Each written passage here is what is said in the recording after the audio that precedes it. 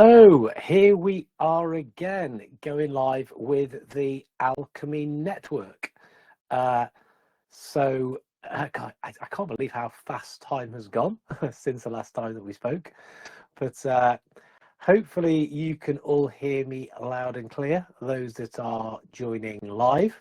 For those that are listening on record, hello again. Do let me know that you have heard this.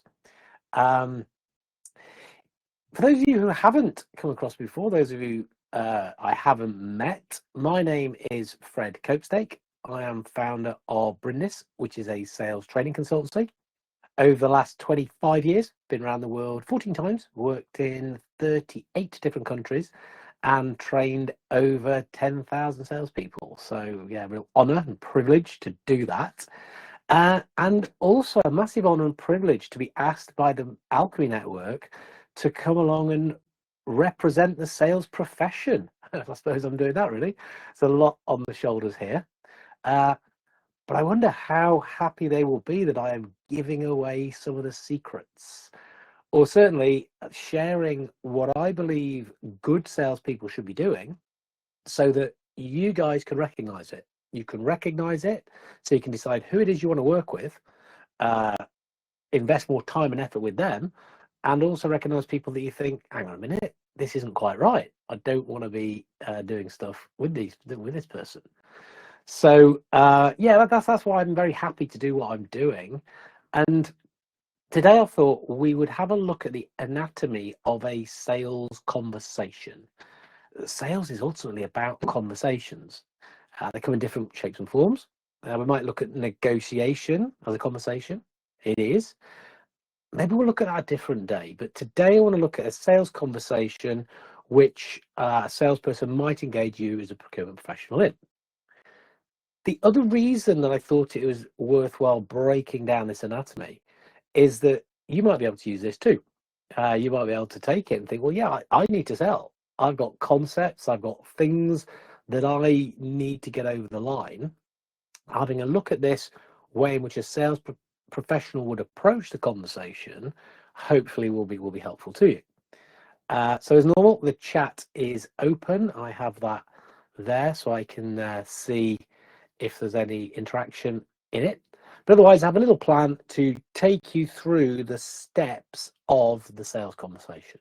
And there are steps. Yeah, there's a process to this. There's a structure which will help it work for the person who is controlling that, who's directing that. I use the word control, not to try to manipulate or anything, but just to make sure that we achieve what it is we set out. That's where it starts.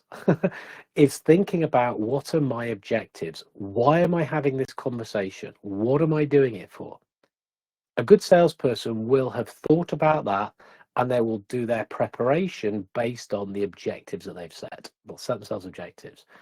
Quite often two, a primary and a secondary. So primary, that's what I really want to get from the conversation. Secondary is, okay, if it doesn't look as though I am going to achieve that, what is my fallback? What makes sure that we haven't completely wasted our time? So that's where it starts. And what I would say to salespeople is, once you've got that, you should start to have an idea of the structure that you're going to have. Send a little agenda, send those key points that the meeting is going to shape around to the person that you're meeting. This shows that you're prepared. This allows other people to prepare. Shows that you've thought about this. And if you're receiving this from people, what you should be seeing is that they're going to talk about you before they talk about themselves.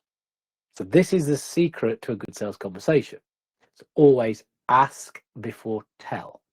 Prescription without diagnosis is malpractice, what the medical profession say. So that is certainly what I would be encouraging people to do before the thing even starts. There's a question I've seen in there from Harold. Thanks, Harold, which is learning who would be in the room and across the table also part of the prep? Type of person, what makes them tick? Harold, absolutely. If you can do this before, because A, you've either met them, so you know their personality style, if you like, the way in which they think and how they like to process information. Can't do that. There is actually software and stuff you can use. So something like Humantic AI or Crystal Knows. So you plug that into LinkedIn and it will use kind of disc profiling stuff to tell you the person's personality preferences. I know you get to read people's personality before you've met them. Yeah, it is absolutely wow. It is absolutely wow. Have a little play with that. It's stunningly accurate, the ones that I've used. And even that will give you ideas as to how you then need to go about this conversation. Some people love detail. They want facts and figures. The cool blues, the analyticals. You've got to set yourself up for doing that and be prepared for longer while they want to dig into all that sort of stuff. The amiables, so the greens, they will be tending to need to be thinking more about trust, loyalty. They want to know more about you. It'll be a softer, calmer, steadier meeting as they look to fit in, build relationships. The drivers are to the point. The reds, boom, boom, boom, make decisions very fast. You've got to crack on and get to the point straight away. No messing about. And then the expressives, they'll be talking. They'll be talking a lot about themselves, probably jumping around all over the place. So you can start to think about how you're going to adapt what it is you're going to do. Same steps, but with a different style. Again, we talk about being like a chameleon in sales, and it's again not to manipulate. It's about being kind. It's about doing stuff that's easier for the other person to understand. So you adapt your behavior to them. Now, if you've not done either of those, you can still do it at the beginning of the meeting where we'll tend to have a little bit of small talk. Yeah, it's not a bad thing, the rapport building piece, but you've got to be aware some people don't want to do that as much as others.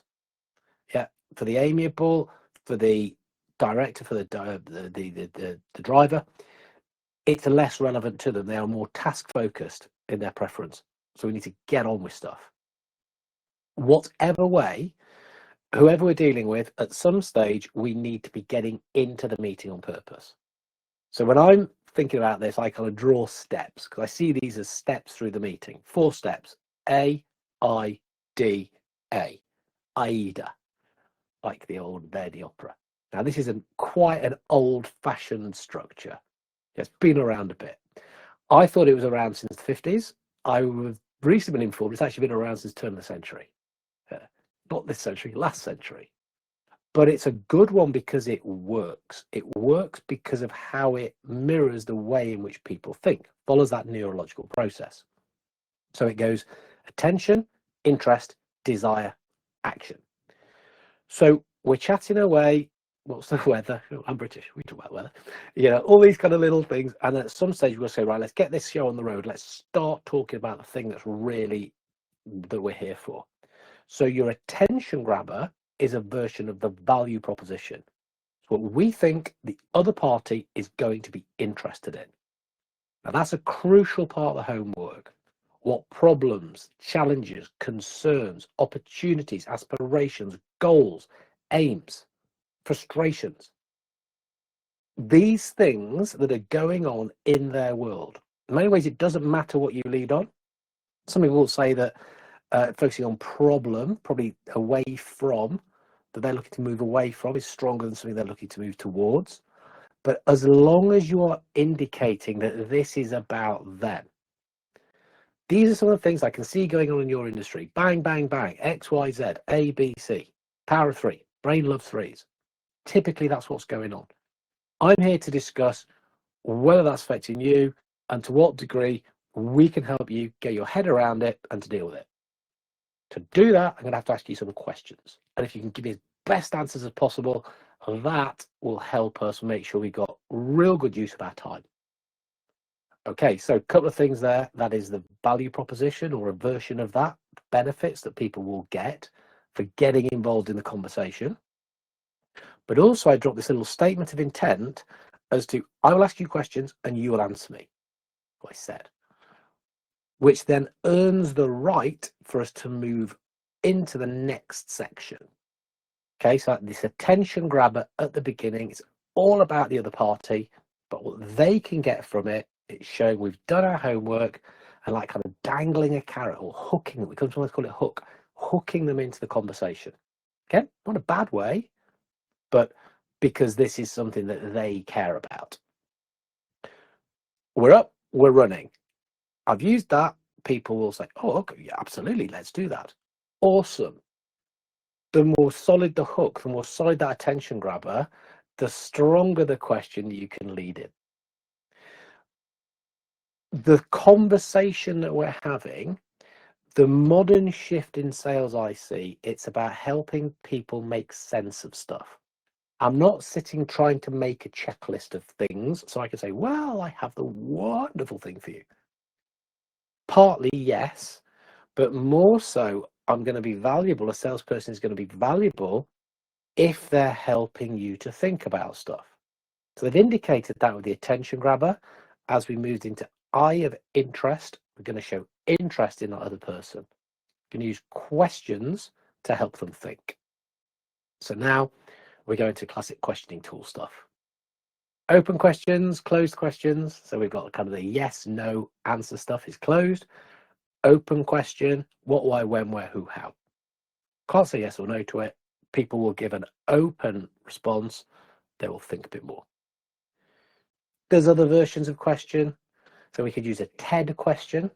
So I like to use an open question to start with. Then TED question is tell me, explain, describe. So somebody will give an answer and rather than go, oh yeah, well, I'm brilliant. I can do loads of stuff with that. You say, tell me more about that. Explain what you mean. Describe how that works. So use a TED question. Yeah. So we're using that as a way to kind of stimulate more discussion. If you want to stimulate really good discussion, go with a hypothetical. Go with if. If you had unlimited budget.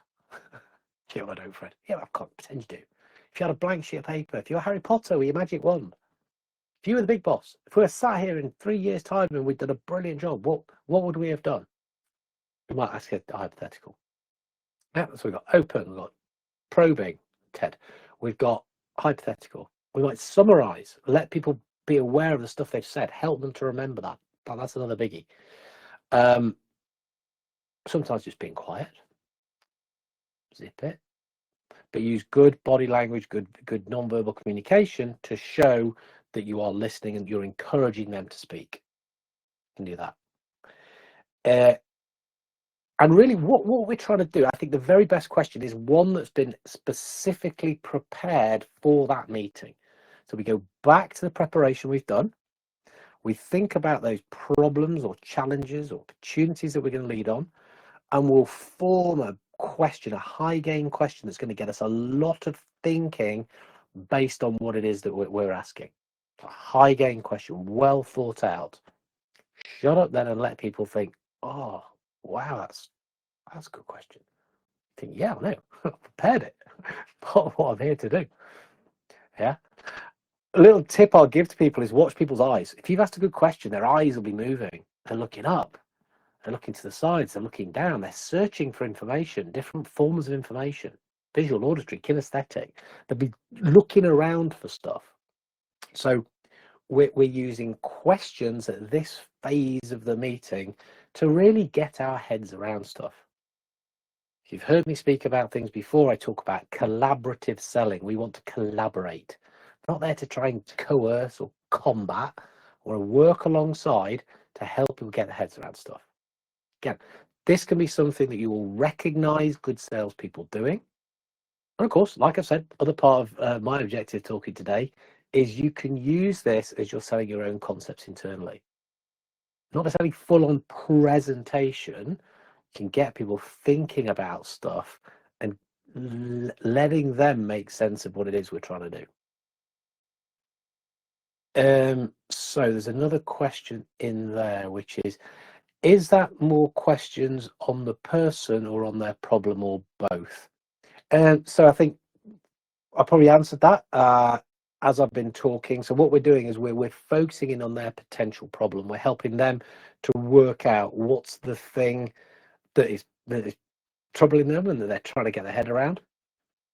Maybe they don't realize that that's there. Okay, so that's another thing that a salesperson would do, is that they're doing the homework. They're having a look at what might be going on with other customers, ones similar to you. And so they're bringing that to the table. That's some of the value that they might bring. So customers I'm working with are seeing this, this, and this. How are these things affecting you? It's like, whoa, I hadn't thought about it. Well, yeah, that's why we're chatting about it. Again, that can be incredibly valuable. Yeah. A good salesperson will be figuring these things out so that they are worth talking to. And again, you're going to get these indicators because they've sent the, they've prospected well. They've sent the agenda. And then as they're talking, it's clear that they get you in your world. And so it'll tend to be around those problems, those frustrations, the things getting in the way. Jobs to be done is another one. The jobs that you've got to get done to achieve your objectives. Good salesperson know what they are. And they'll say, look, these are jobs that get to be done. This is where people get a bit stuck. Yeah, it is. More than me. Yeah, other people do. Yeah. Oh, right. Okay, cool. What do you do? If you ask them what you do, a good salesperson shouldn't answer you, actually. They should ask you more questions to go a bit deeper to how it actually is for you. So again, it's another little tip. Rather than jumping straight into, oh, so this is what we're going to have to do, more questions to help people get their heads around it. A level up that salespeople get trained in is consultative selling. So the consultative sale, essentially what they're doing is identifying where you are now, or helping you identify where you are now and where you want to be. And there might be a gap between those two positions. So rather than immediately jump in and try and fill that gap and close it, they'll be asking questions about the impact, the consequence, the effect, why that's important. So you can start to realize that actually where I thought we were and where we want to be, there is quite a distance. So that'll be something that, again, you might experience going on, people doing this to help you think about what it is you might want to be looking to do. Yeah. There's an argument that salespeople or these kind of meetings, the coaching meetings, help you make sense of things through questioning and through helping you think. Okay, so our little meeting is our little sales conversation. Our conversation is moving on. A bit of rapport. We've grabbed their attention. We've asked a lot of questions. We've showed interest in people. And that's where we say, okay, the time is now that we're probably going to cross the line from ask to tell. Ask to tell, because we'll go into more tell mode. And so when we go into tell mode, it's not now just about unleashing the full on, well, here is my standard presentation that I tell everybody ever.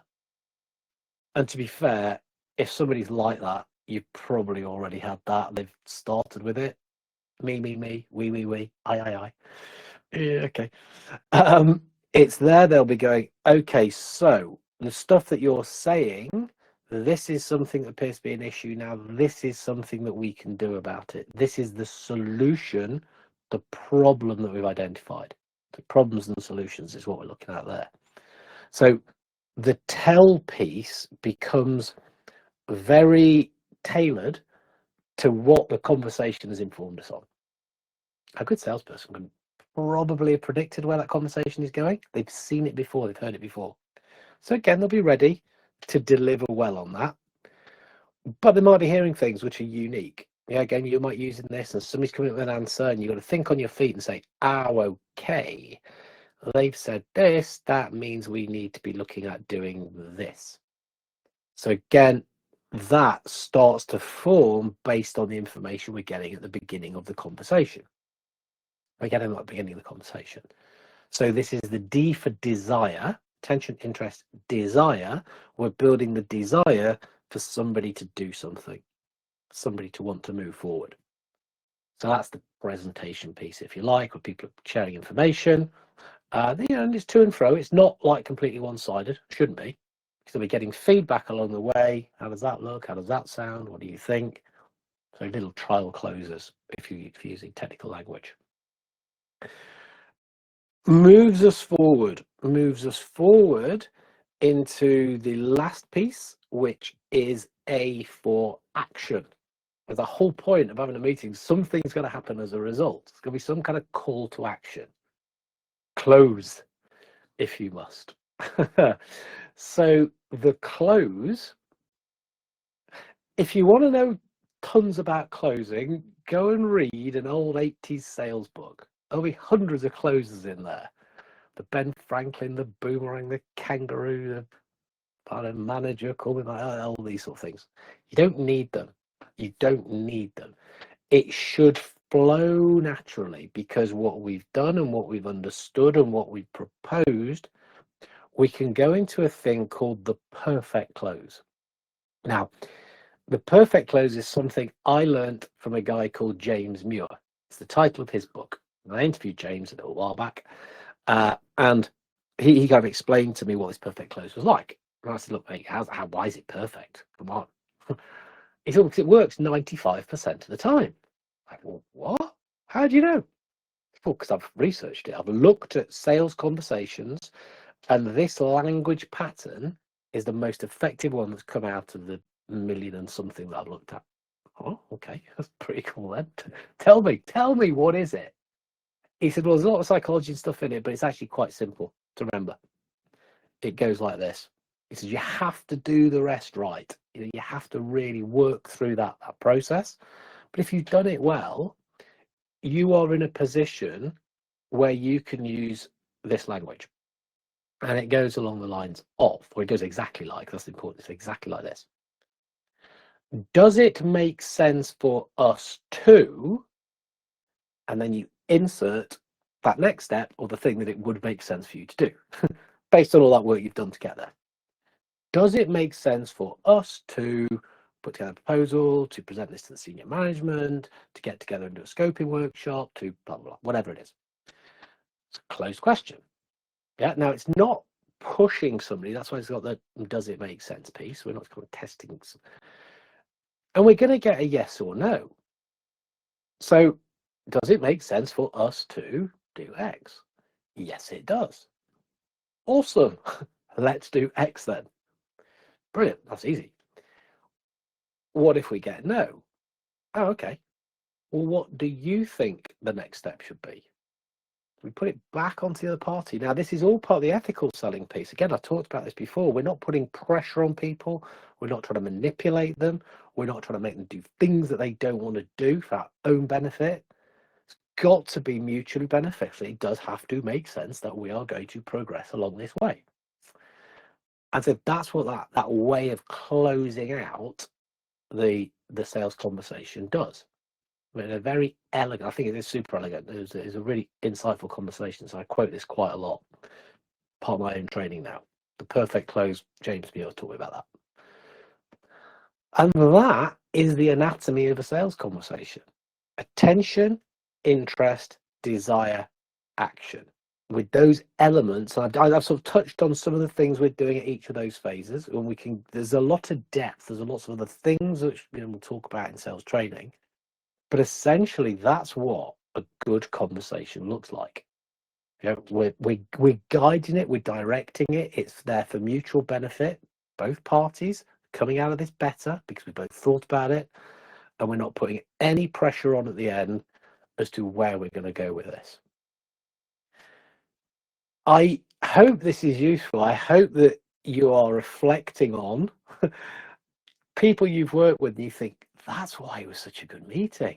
That's why I've liked it. Right. Also, I've been working with people who just don't do that. They come in and talk about themselves and try and force stuff on me that I don't really want, I'm not interested in. So that was one part of my objective today. The other is that you can use this, internal sales, your internal moving a project forward, whatever it is you do. Yeah, you can just rock up, present straight away, but take a leaf from the sales book. Yeah. Position the problem that it is that we're talking about, with who we're talking it to about, discuss that stuff together to understand what the other party's really trying to do there, to then put in our idea and see how people respond to that. And we're constantly kind of judging that. Does it make sense for us to do that? That really is what I wanted to share today. I think I've covered quite a lot quite quickly.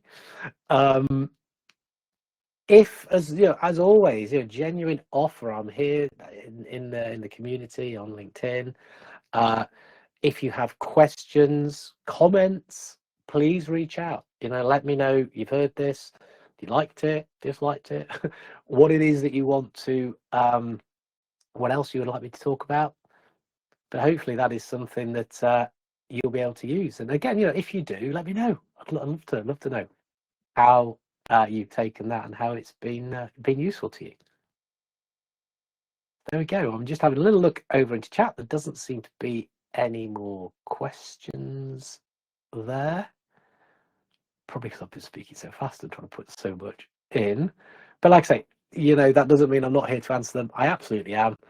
So in the meantime then, take care. And I will definitely speak to you all again soon. Till then, have a great time.